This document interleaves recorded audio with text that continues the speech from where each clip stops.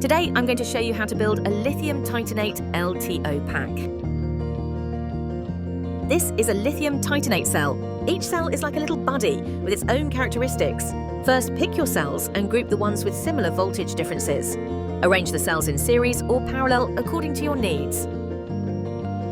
Ensure consistent spacing and polarity direction across all cells. Secure them firmly with cell holders and adhesive. Once fixed, weld or install the bus bars and place everything into the support frame.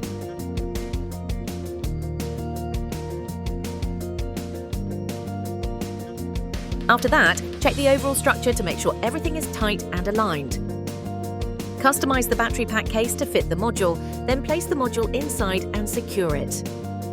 Install the BMS and wiring harness, then run the connections and perform testing. After passing the test, close the cover and fix it. Congratulations, your pack is complete!